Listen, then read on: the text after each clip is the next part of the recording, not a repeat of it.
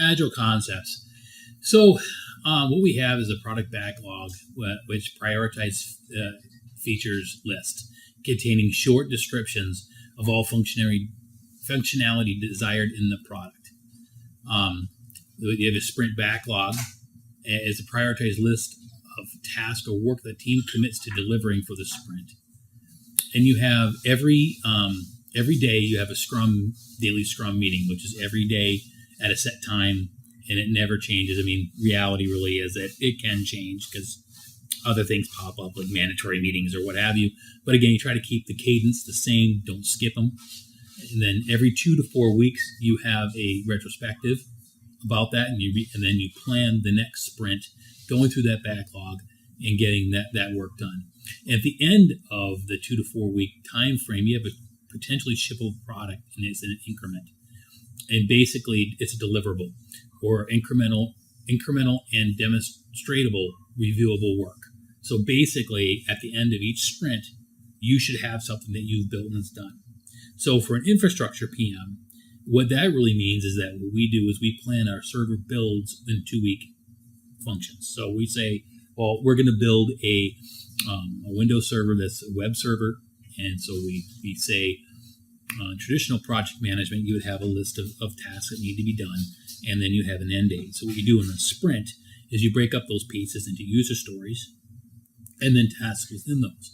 But when you give dates, you always give the end of the sprint as opposed to sometime in the middle or whenever it's going to be done. Even though it only takes 3 days, the delivery date is the end of the sprint because that's when the work is definitely done.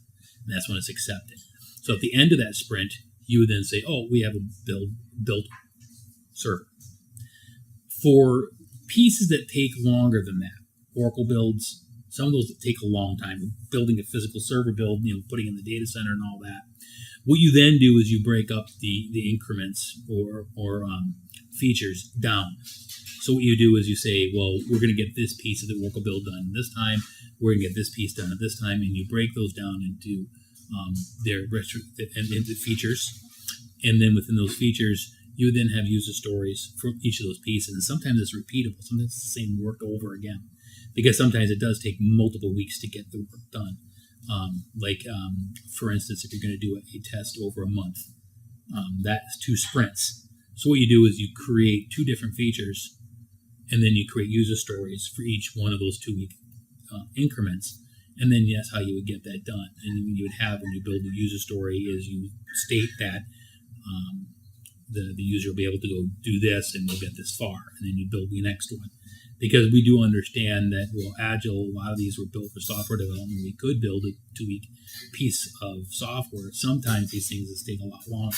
Sometimes the provisioning process to build a server takes 2 weeks. I mean, so how can you have a sprint to deliver that? So those are some of the things that we had to change within our company to meet those needs for infrastructure, which is very different than software. And how it's done. So like I said, some of those things just take a long time. Sometimes the data loads take forever to get done. Maybe you're building a 40 terabyte Oracle database. That's not getting done in 2 weeks. This is not happening. It's a lot of data, a lot of work to get that there. Just moving the data, testing it, getting things up and running. So you create features for each of those pieces. And sometimes you would have features for go live. You have features for building it, and then testing, and then go live, and that's how you kind of chunk it down. And you kind of can make it feel like it would be in a project plan. Just remember, everything is delivered in 2 weeks. So even if it takes 1 day, you put the end date as the end of the sprint. That's kind of how we've done it and how we structured things to be able to fit within the infrastructure project.